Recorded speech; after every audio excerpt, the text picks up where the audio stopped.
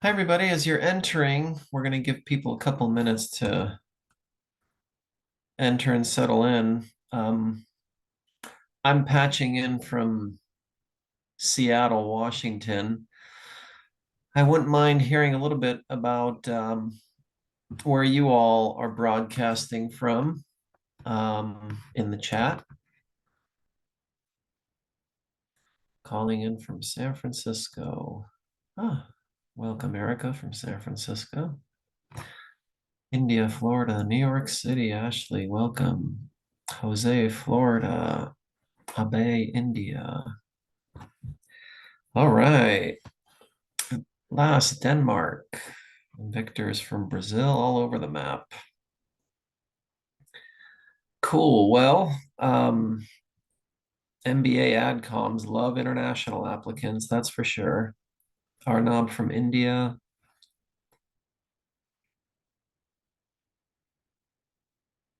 We'll give it a couple more minutes.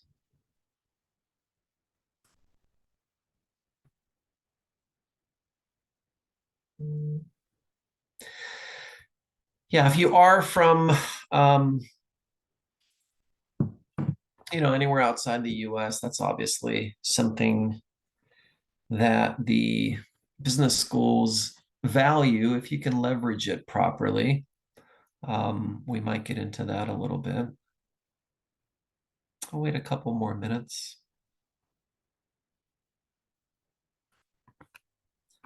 I still see people rolling in. Okay. Okay, well, hello, everybody. My name is Avi, and it's a pleasure to be with you all today. The title of the talk or the seminar is MBA Personal Statement Workshops, Tips and Pitfalls. We're going to go over both. I'll say something briefly about Leland for those of you who are new to Leland, and then we'll get into the talk. There's a QR code here. I think it's called a QR code. You can scan to sign up for Leland. Here's the agenda.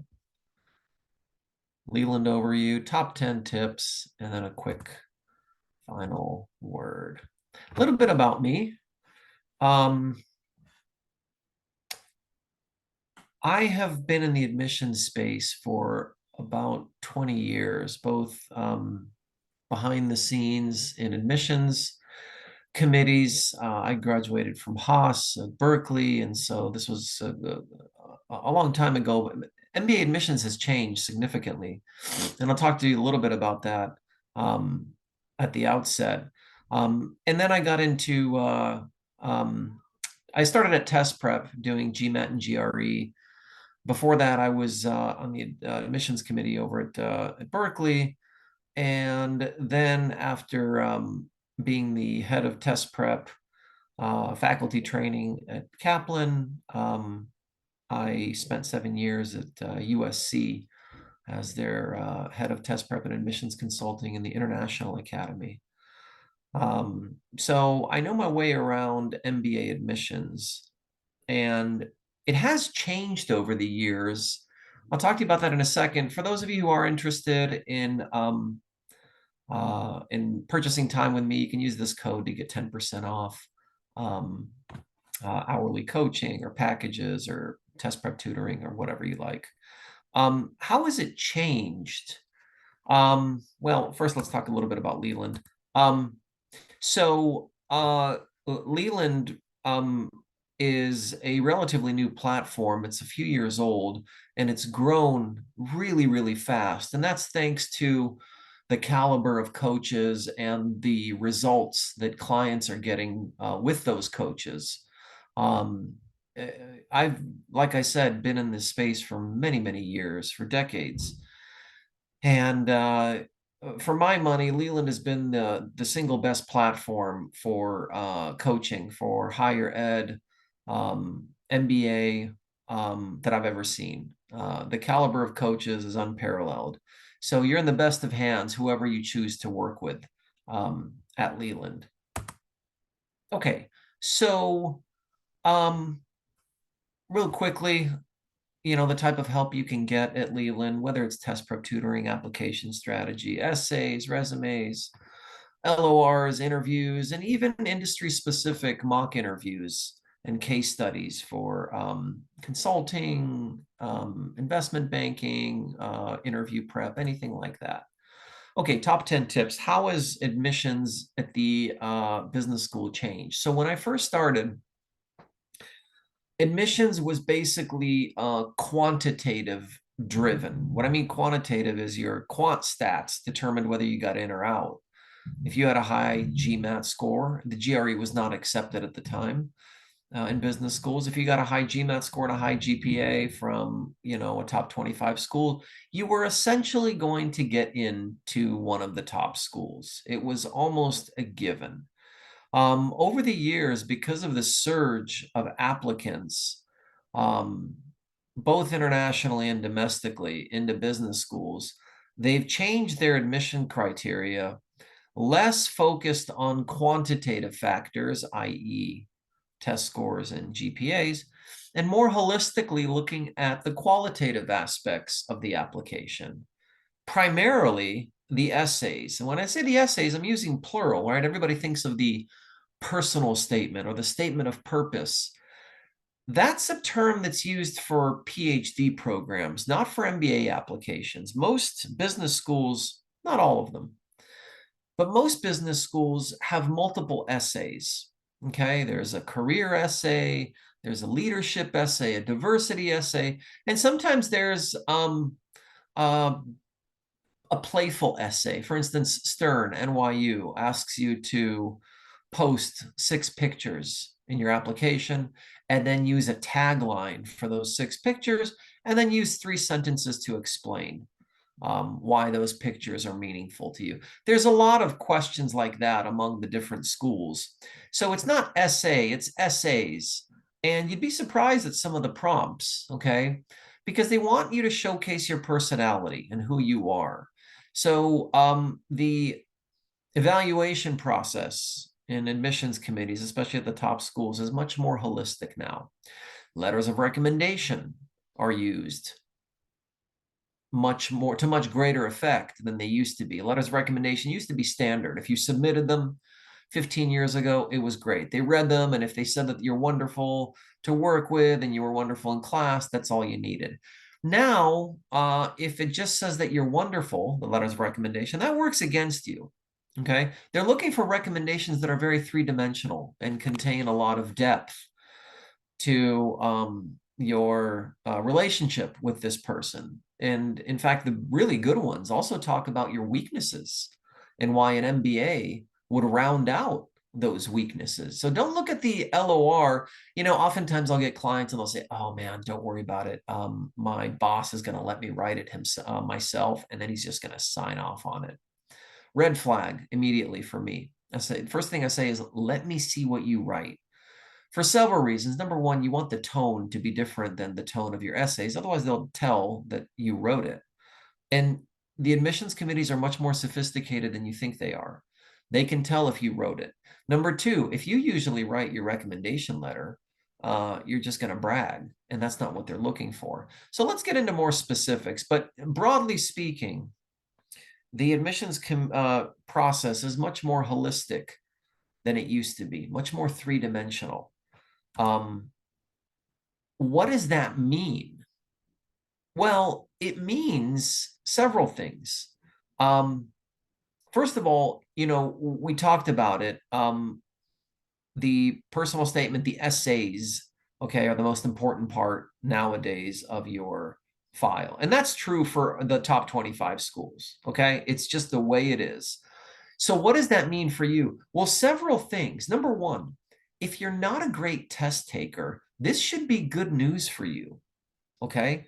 There are far more people nowadays that are getting accepted into the top business schools, including the M7s.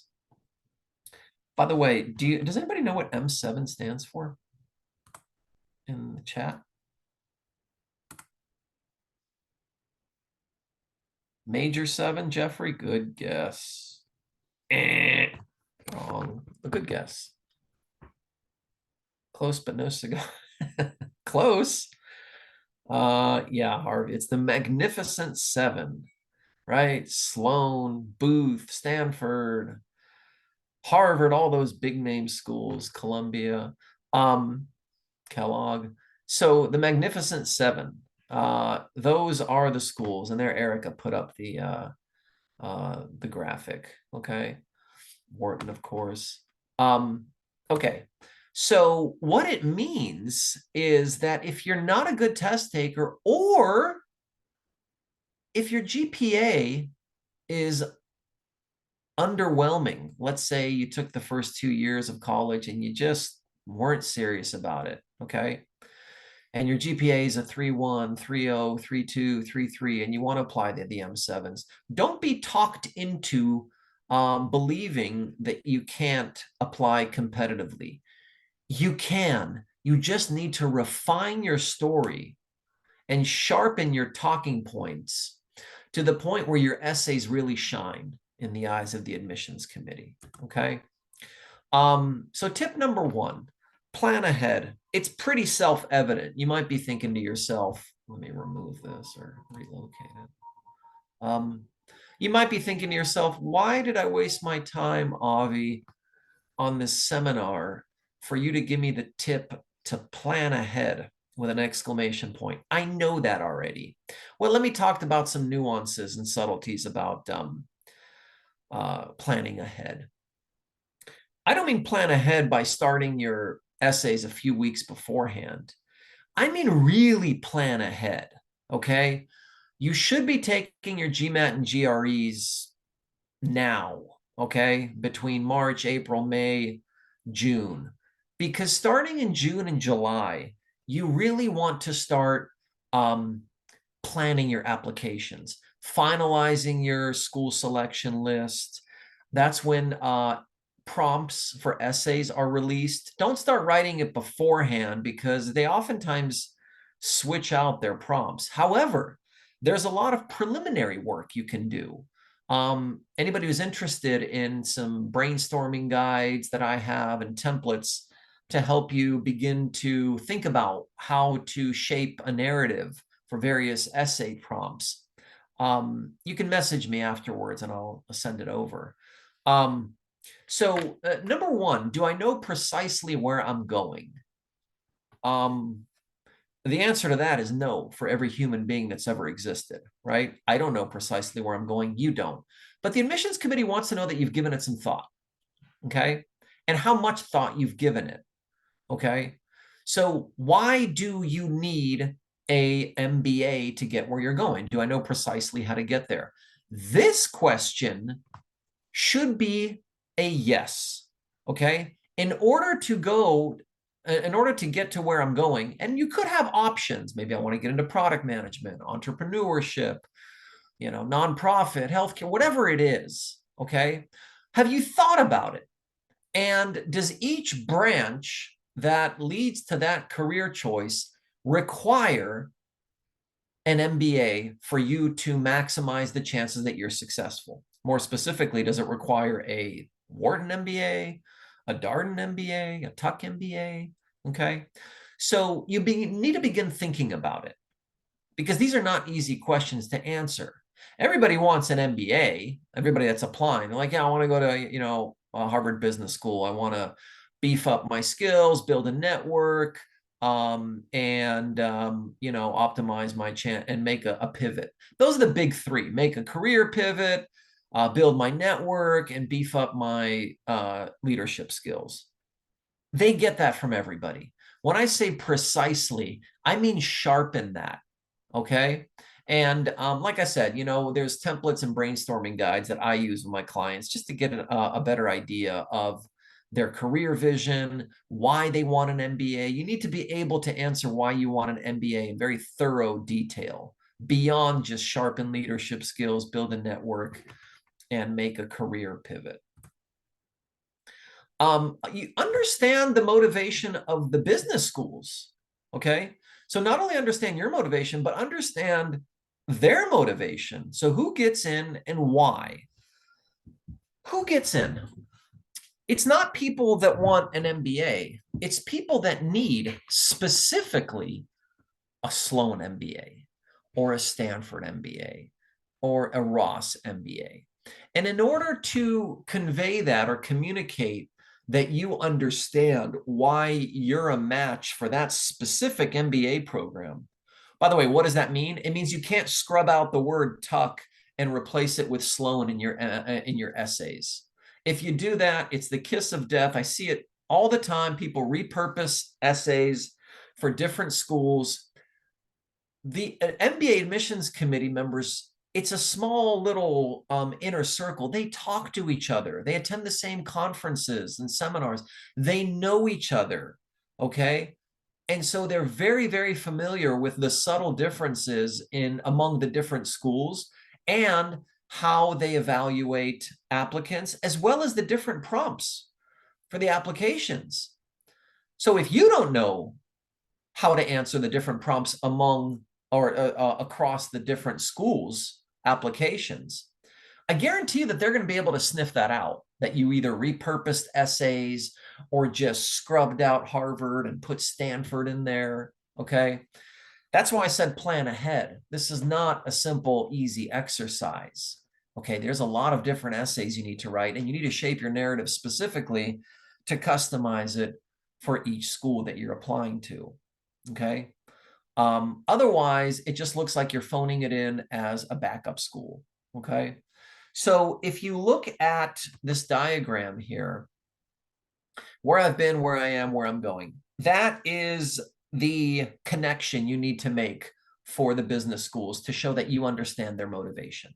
Their motivation for accepting you is that you understand and you can communicate to them via the essays that is complemented by your resume, that is enhanced by your letters of recommendation, the following 3 points. Where I've been, personal background, academic background, professional background, community involvement, everything that you've done and everything that you are as a person, as a professional, as a student. Where are you now? What are you doing?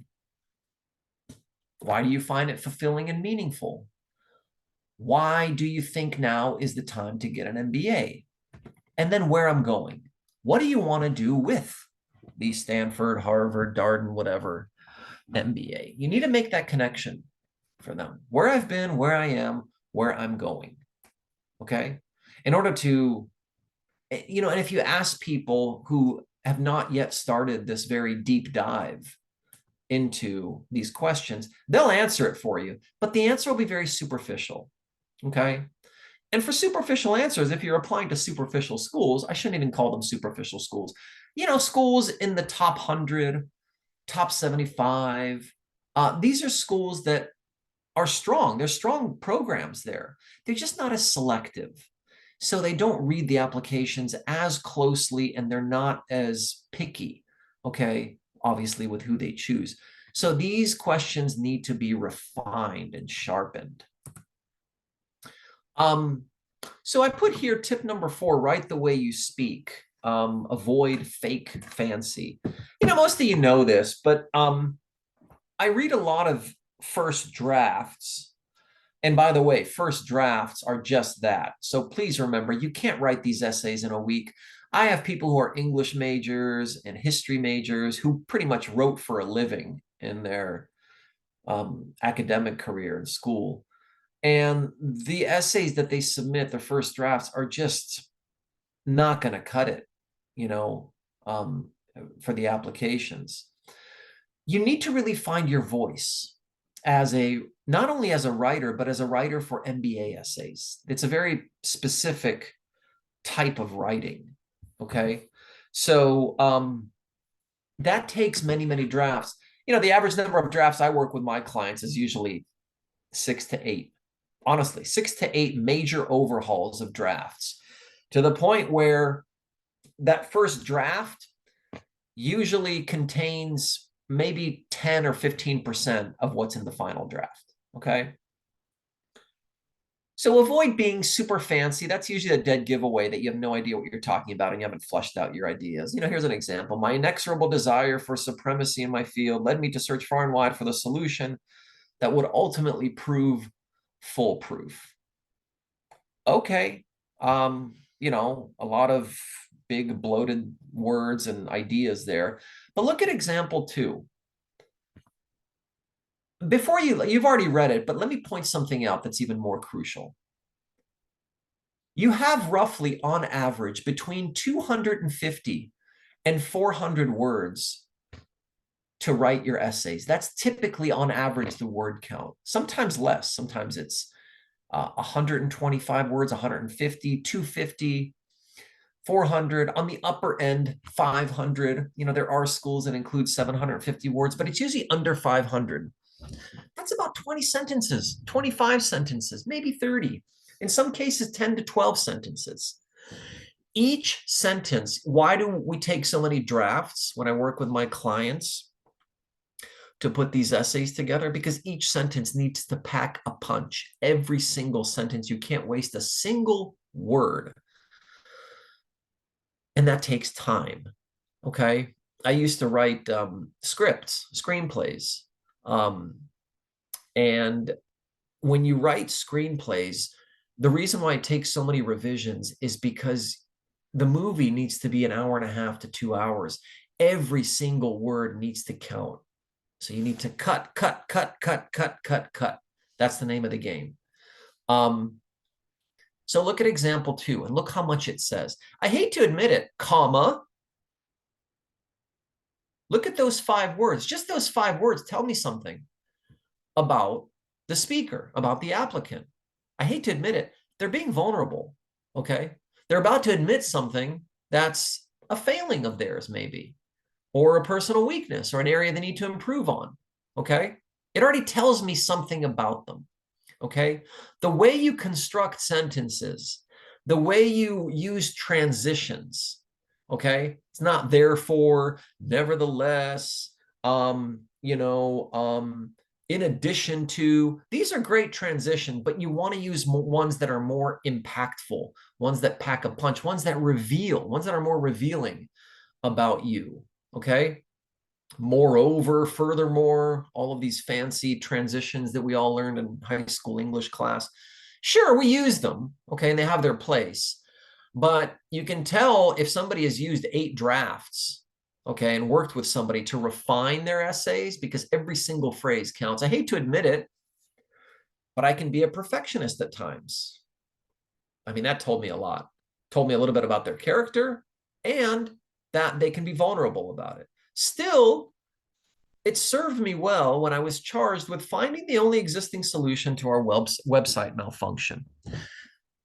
Notice that this is not some extraordinary accomplishment that the applicant has achieved, finding a solution to a website malfunction. But the sentence reveals a lot about the applicant. Number one, they don't need to come up with some, like I said, revolutionary achievement in order to reveal something about themselves, their commitment, okay, the fact that they're willing to reveal something that they're less than, super proud of, okay? So write the way you speak and avoid being super fancy with your language and make each sentence pack a punch.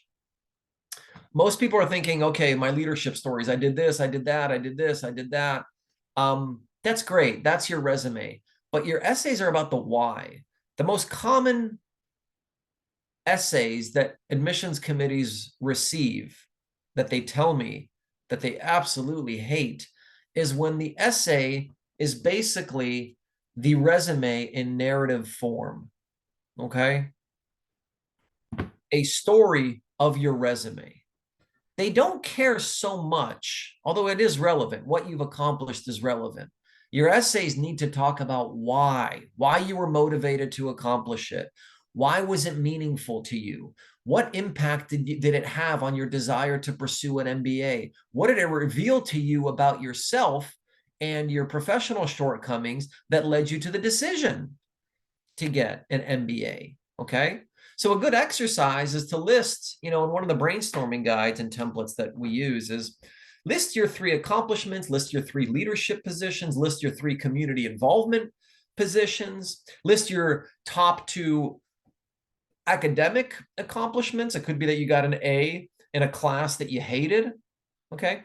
And then more importantly, why? Why were these meaningful to you? Why did you do them? Why were you motivated to do them? Why did you show the initiative to do them? Now, not in all cases are going to be some, profound ideas. But if you do the exercise, you're going to discover some things that are hidden from view about the accomplishments, because we're usually absorbed with the accomplishment itself, right? That whole cliche of journey versus destination, or destination versus journey. You get the idea. Most of us are consumed with the destination. That's just kind of natural default of the human mind. It doesn't make you non-spiritual or non-evolved. That's just the natural default of the human mind. We're consumed and obsessed with the destination. That's fine, okay? You've reached your destination in various areas of your life. You graduated from college. You've done some good things in your professional life. The application, the MBA application is asking you to reflect on it deeply, deeply. I can tell, and so can the admissions committee, tell applicants that have done a deep dive and reflected deeply and meaningfully on what they have done, rather than advertise and broadcast what they have done as if it stands alone based on its impressiveness. Incidentally, this is true for letters of recommendation too. It's far better to get a letter of recommendation even from a colleague that doesn't even have a higher title than you, not even a superior, but even a colleague, than it is from the President of the United States of America. Why? Because the President of the United States of America is a fancy title, but doesn't know you and can't speak about you.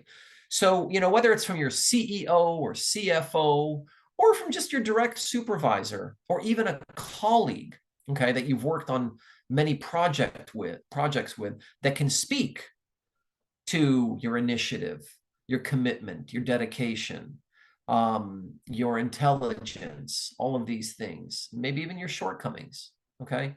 So not the what, but the why, not the title, but the relationship, for LORs. It says, over here on the side, ordinary applicants sell their what? Accomplishments, accolades, titles, promotions. Accepted applicants, standout applicants, tell their why, personality, preferences, fears, vulnerabilities, passions, drives, okay? What's motivating you? By the way, guys, if you do this thing right, it's almost like a free therapy session, except even better, because you're going to discover things about yourself. And that's what the exercise is for. The admissions committee wants you to take a deep dive into your motivations and who you are, because they want to know your motivations and who you are. Okay. It's a very rewarding process if you do it right, if you engage it meaningfully and thoughtfully, and you take the time. You're going to discover a lot about yourself. The one thing I hear most often, from accepted applicants who are like, oh, I just got into Stanford, thanks, Avi, it's so great, or I just got a big GMAT score, whatever, is I got so much out of it. I'm so glad I went through this. It was so hard, and it is hard. It takes a lot of time, and it's grueling and painstaking, but it's really rewarding. Yes, for the destination itself. I got into Harvard or Wharton or whatever, but also the journey. You'll reflect on the journey. You'll realize, wow, I learned a lot, and that was meaningful. A little quote at the bottom by Northwest AdCom.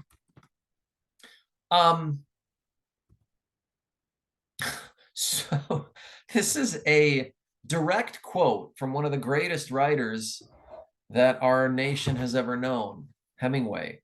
This is a direct quote. All first drafts are, that's what they are, according to Hemingway. Remember that when you are pleased with the first draft that you wrote for your MBA application essays, or if you think to yourself, I'm a great writer, I can, give me a week and I can write these essays, for multiple schools. No, I don't think so. So letters of recommendation, a couple of tips. Give a due date earlier than it actually is. As reliable as you think your supervisors are, and as much as they like you and love you and want to go to bat for you, and maybe even went to the school that you're applying to and are like, oh man, I'm going to really hit a home run for you on this thing. As soon as you make the request, they're going to forget about it. Okay. So give them a due date earlier than the actual due date. So if you need it by October 1st, tell them you need it by September 15th or 20th. Okay. And also give them some time. Usually 4 to 6 weeks is the standard. And I mean that. I mean, it's like, wow, 4 to 6 weeks to write a letter of recommendation. Yes, because then it allows you to give them gentle reminders, not every day because the deadline is approaching, but if the deadline's approaching, you can give them a heads up. And then a week later, you can give them another heads up, so you're not a nuisance. Because when people are a nuisance and you're pressed to submit something, you're not going to submit it. You're not going to submit something very strong. So give them time. And the most important thing is, what's the most common reaction when you tap somebody on the shoulder and say, hey, can you do something for me? What's everybody's natural reaction? Here it is. Yeah, sure. What do you want? Right? It's natural. So don't do that for your recommenders. They get these requests, a few times a year by people. So don't be the person who taps them on the shoulder and go, hey, can you do something for me? And then they're going to go, yeah, what do you want? And when do you need it? Instead, what's the most common reaction when people offer you something and then ask for something in return? Well, they're usually more gracious and more willing to help, right? Anybody who's in sales knows this.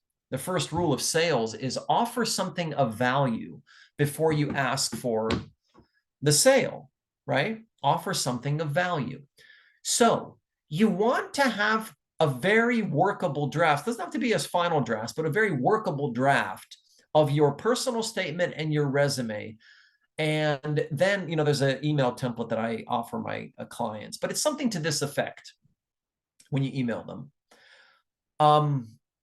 As you might know, I've been considering applying for MBA programs, and I've been working hard on applications. This is assuming that you're able to share it with them. And if not, it's a different approach. I've attached my very personal statement of purpose that I'm going to be submitting for applications, as well as my resume. I was hoping you could read it. And if after reading it, you feel like you'd be willing to endorse my candidacy, I would really appreciate if we could talk about, some of the areas that have been so meaningful to me as part of our relationship with you, or something to the effect of, a big part of my development has been your mentorship and working with you. And I wanted to share my personal statement. In other words, you're giving them something. Everybody likes to read something personal about something else, about somebody else. I mean, that's half the reason why we surf the internet, right? Learning about other people's lives. So you're sharing something about yourself, and they get to read your personal statement. And if it's good, it'll reveal something more about yourself than your resume does. And then people are always interested about learning about other people. Okay. And then you can make the request. And usually if it's done right, you won't have to.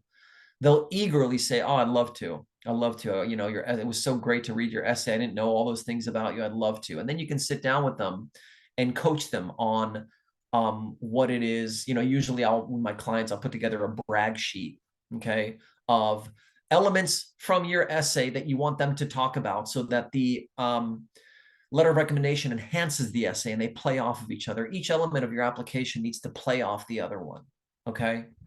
The third bullet point, and remember that, really remember that. That's why an essay that a letter of recommendation that just brags about how wonderful you are is not very useful to the admissions committee. One that plays off of and develops some of the points that you make in your essay, those are useful. Familiarity trumps fancy titles. We talked about that. If you can get a letter of recommendation from King Charles, don't. Get it from one of your colleagues. And the fourth thing, nobody is outstanding at everything. Nobody. A big part of the letter of recommendation template is to rate you on certain categories: leadership ability, emotional intelligence, collaboration, um,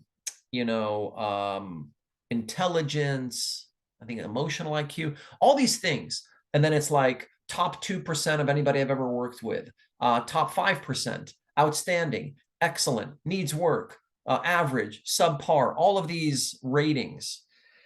Now, people that write their own recommendations obviously are like top 2% of everybody I've ever worked with across the board, right? And as you can imagine from my tip number 4, nobody's outstanding at everything, that's not a credible letter. It's just not. And usually when they get that letter, they just dismiss it outright. They just disregard everything that's written in that letter because it's not reliable. It's not credible. Nobody's outstanding at everything. Have them evaluate you honestly, okay? And when you do that, their letter is going to be stronger too. If you encourage them not to brag about you, but to evaluate you honestly in those categories. And usually they're going to be more generous, okay? But nobody's outstanding at everything. Don't encourage them to check off, is the single greatest human being I've ever worked with. Tip number 7, show and tell. This is an exercise I do with my clients on their first draft. I tell them, well, I don't tell them, but I mark up their essay with empty claims that are not backed up by evidence. I have been a leader in my community for most of my professional career. I enjoy analyzing cryptic data in order to leverage it for blah, blah, blah, blah, blah. Don't just tell me, show me, give me examples. So no claim can be included in your essay unless it's backed up by a story, an example, some sort of, evidence, okay? So that's an exercise you could do on your own. Try not to do these applications on your own, whether or not you pay for a consultant or not. Use somebody either that maybe went to business school already. Usually they're very busy and they're just going to do a superficial read of your essay.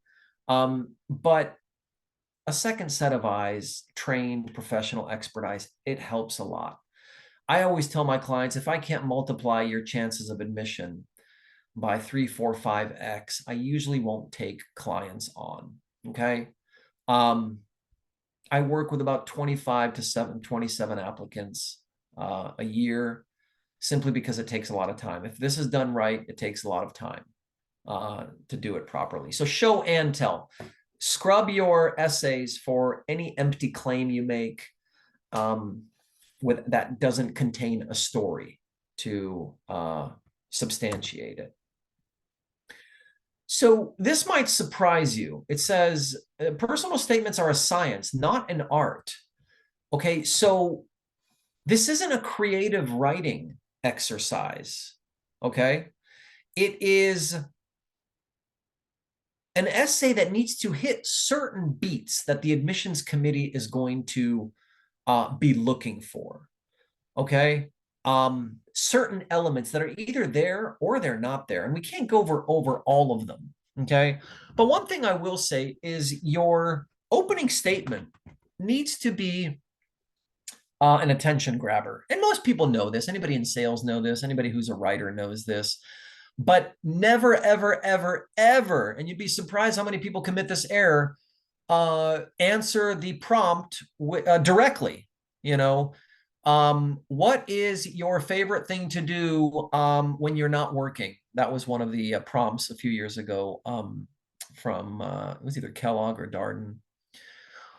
My favorite thing to do when I'm not working is X. No, never, ever, ever, ever, ever. It makes them, oh God, the admissions committees hate it. It makes them cringe. It shows a lack of imagination, lack of creativity. It shows one-dimensional linear thinking, okay, instead of multi-dimensional thinking. Okay, it says a lot. Just like that one statement that I gave you, I hate to admit it, but I can be perfectionist at times. Every little thing communicates something to the admissions committee. Every little thing, okay? So take a look at this example one, okay? Sitting and observing Manhattan's magnificent skyline from my corner office, I thought about the financial analysis I had just done. Okay, so I'm curious about the financial analysis, but it doesn't really grab me in. It doesn't hint at anything, okay?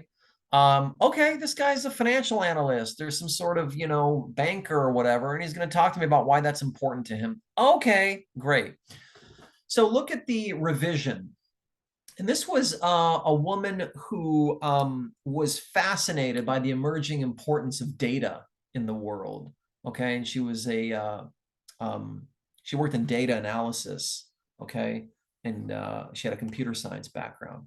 So example two, 85 stories above the ground in my corner office after a day's work, it dawned on me. That day's data analysis would change the world as we know it. What? That's a pretty big claim. Okay. I'm already interested. The feeling was indescribable. We rarely think of financial analysis as glamorous, but looking around, I thought that from the planes in the sky to the cars on the ground, everything relied on data. I'm interested in this person, okay, because I can tell what makes them tick, okay?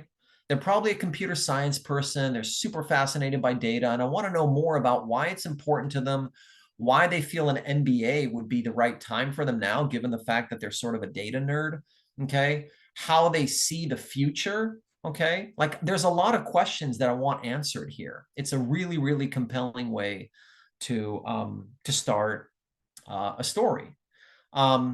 Tip number 9, have a professional read your personal statement before submission. Some people can afford it, some people can't. In my opinion, you can't afford not to, okay? The value of high-level MBAs has multiplied over the years, okay? Between salary increases that are dramatic, 10, 20, 30, 40, sometimes 50% over what people are currently making. The value of having a professional read and analyze and work with you on refining your application is more important than ever, more valuable than ever. In my opinion, the ROI is bigger than ever. Yes, it's expensive, okay? And yes, there are consultants on Leland that are expensive, okay? Generally, they're worth it, okay? These are high-level people that they got accepted to the top schools, and they do it for a living. Okay, this is not something I do part-time. I do this for a living. I go to all the conferences, all the seminars, all the contacts that I have with admissions committees. So they share their data with me every year, who got in, who didn't. We talk about this stuff, personally when we hang out, when we get together. So, like I said, there is a science to this, okay? So I'll open it up for any questions. Happy to work together. If you do get a note from me saying, I'm sorry, I'm booked for this application cycle, but there is a waiting list that's forming, you can put yourself on the waiting list. Or there might be a sign on my page that says I'm booked for now. Still reach out to me. As of now, I'm not, but still reach out to me. Like I said, sometimes there's a waiting list and people get off the waiting list, so we can work together. If you want more details about what it entails to work with me together, or more detailed information about the MBA process, you can just book a 1-hour session, and I can give you a lot more details and certain documents that might be helpful to you in navigating this process. Like I said, there's a QRC code that is 10% off for anybody who attended the seminar. Let's open it up for questions. We have about 10 minutes or so. Well, before that, thank you everybody for attending. It looks like there's how many people here? There's a lot. I want to thank you all for attending. And I want to encourage all of you to engage this process meaningfully. You'll get so much out of it beyond just the destination, which is an admission to your dream school. Yeah, that's the destination. But if you engage it meaningfully, you'll get a lot more than just that. So with that, I'll open it up for questions in the chat. 4 new messages. Okay, so would those ever change, Jeffrey? Would the M7 ever change? Well, they have changed, so I don't see any reason why they would. How much do you charge per school, per cycle? That's all on my page, Alex. So you can just go to my page, and I think Erica put it up in the chat, it looks like. So you can just go to my page or search for me, Avi Ligi, and AVI, last name Lidgi. I'll put it here. This is my name. So from Sam Christensen, if essay prompts do change from year to year, when might we expect to see the newest prompts updated? In about a month, Sam. In about a month. June, sometimes July is when they release it, okay? Doesn't mean that you can't start prepping. First of all, not all of them change, okay? But some of them do. But yeah, June, July is when they're released. And if you get on their notification for the schools, they'll notify you. You'll get an email when the prompts are released. Is it from Jose? Is it safe to use these steps/tips for application for more specialized master programs, such as masters in finance or healthcare or anything like that? Yeah, this applies, but not everything, Jose. Obviously, leadership is far more important for MBAs than for any other program. Leadership is not something that's big for MSFs or MHAs. Okay, these are very specialized programs that you need to get the job in finance or whatever that you're going for. Leadership is not a big thing. Collaboration isn't as big. So yes, but the themes that MBAs look for, collaboration, leadership, impact, aren't nearly as important in the specialized master's programs. I do work also with master's applicants. So if you have any questions, you can reach out to me. Yeah, Erica just posted or reposted my page from Ayushi. I love that name. I hope I pronounced it correctly, Ayushi. How much of this level of storytelling comes across as corny or ingenuine? I'm struggling with this level of crafting the story. Okay.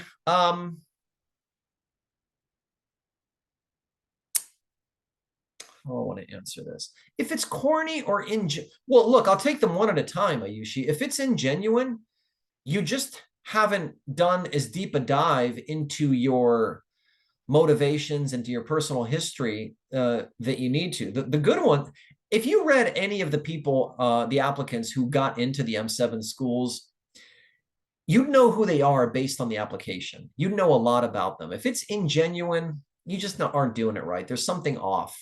Okay, you haven't explored deeply enough this whole process and what it means and how you're supposed to do it. Corny? Sometimes it's corny. You know, there's nothing wrong with corny. You know, if you're trying to be original and unique and provocative and stimulating just for the sake of being original and unique and provocative and stimulating, that's ingenuine. And it's better to be corny. If you're going to err on the side of one of them, be corny rather than ingenuine. You know, some people are genuine and they're genuinely corny. Okay.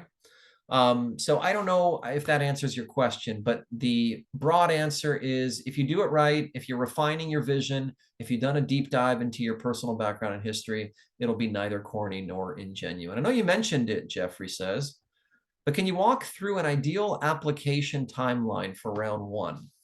No, I cannot, Jeffrey. However, I'll do you one better. I have a very carefully laid out month-by-month timeline document that I've used over the years with applicants. Happy to send it to you. Reach out to me on the page that Erica posted in the chat, and I'll send you that document. But I will only send it to Jeffrey, nobody else. No, I'm just kidding. Anybody else who wants that document, just reach out to me. And it's very useful. It's very detailed. March, April, May. Obviously, you know, only May is applicable now. June, July, August, down to December. Michael says, hi, Avi, thanks a lot for your insights today. Thank you, Michael, for attending. Curious how to best approach evaluating and selecting a coach. 15 to 30-minute intro calls do not sufficient to truly understand a candidate's 360 story. Would you recommend paying for 1-hour sessions with several coaching and then proceeding? Not necessarily, Michael. First of all, 15, if nobody's, I don't know if people do 30-minute intro calls. I don't. I'll do 15-minute intro calls and then I got to cut it off just because the demand on my time is such that I can't afford 30-minute intro calls. But 15-minute, don't try to share your story in those 15 minutes. You want to get an idea of rapport and your comfort level with the coach. So don't share your story. Ask them questions about their story, their process, how they work with applicants, what's their success rate, how they can back up their success rate, what schools they work with, what's their specialty. Do they specialize in a certain type of applicant, non-traditional applicants, applicants in finance, applicants that are come from non-traditional background like teaching or medicine, or even entertainment, acting? What's their specialty? Why is that their specialty? Those are the questions you want to ask. What do coaching sessions look like with them? And you'll get a good idea of who's most impressive to you and who speaks to you best and who's best suited for your, not only your personality, but your particular profile. It shouldn't take more than a minute for you to give them an idea of who you are and why you're applying to school. 14 of the 15 minutes should be them talking about themselves, their process, their specialty, what sessions look like with them, how they've developed their specialty. Why are they even doing this? What makes them an expert? Okay, so 1 minute about you, 14 about them. Alex says, I see the charge per hour, but couldn't tell how many hours per school would it be on average. So Alex, I do hourly consultation, but I generally dissuade people from doing that because my job is to get you into your dream school and to multiply the chances that you get into your dream school. To that extent, if we just work hourly, what generally happens is people are like, oh, God, I don't want to book another hour with them. It's like $1,000 an hour. It's not $1,000 an hour. And I don't want to pay for that extra. I'm going to do this part myself. And then it all goes to crap. You're either working with somebody top to bottom, end to end, beginning to finish on the application and doing it right, or you're just cherry picking pieces of the application that you're going to do. And then you're like, you know what? I've already worked on, he's given me a revision on the first draft. I'm going to take it from here. It's dangerous. So generally I work with clients on, let's say they want to work on 2 schools together. I work from top to bottom on the schools. Okay. Sure, if you want to do hourly sessions and if I have the time, I will do that. And it's effective and impactful. It'll help you. But I prefer to work with students on their entire applicants, on their entire application. So how many hours? If we work on a school together, it's uncapped. As many hours as we need to, and it's usually a lot. And it's usually makes it so that the hourly charge is far less than than if you would just do it per hour, just because we work on it for many, many hours together. Alex, part 2, I might be looking in the wrong spot, but looking on my phone. Never mind. The user experience was a bit confusing. Okay, if you have questions on anything that you can't find on my page, yeah, just reach out to me and I'll point you to the right place. Jeffrey, yeah, you're welcome, Jeffrey. My pleasure. Jose, how do we reach out to you at link to get that timeline document? Just message me. You can just, message me directly on my page. Is it scheduling an intro call or how yeah, intro call is best. Intro call is best. I usually don't send out documents. We just request because I want to get to know you. I want to make sure that, sometimes I want to give you additional templates or documents, whether we work together or not, that might help you, so I want to get to know you a little bit. So if you want any of the documents that I mentioned, book a session. Let's talk. It's not a sales session. Don't worry about it. It's not a sales session. I won't be selling you anything. I won't be convincing you of anything. It's an exploratory session. You'll get a lot out of it. And at least I'll get to see you, face to face and say hello and have a nice conversation together. I guarantee you'll get something out of it. That's helpful clarification. Thank you. How should I think about what is covered in the narrative essay? how should I think about, from Alex, I think this is the last question. How should I think about what is covered in the narrative and essay development? That's a package that I have, narrative essay development versus end-to-end package. Alex, it's very clearly explained there in multiple paragraphs. I explain what's included in the narrative and essay development. What are you going to get out of it? What are the deliverables that I offer you? What's the outcome that you're likely to see? What, in other words, what's the process? What you get out of it? And in very great detail. So just click on the end-to-end package, and then it's multiple paragraphs and bullet points on how it works and what's the difference between the two. Thank you everybody for attending. And if you have any more specific questions, you can reach out. And I think that'll do it. I'll turn it over, and I think we're going to end the session now. So take care, everybody. God bless. And thanks, Avi. Thank you too. And we'll see you later.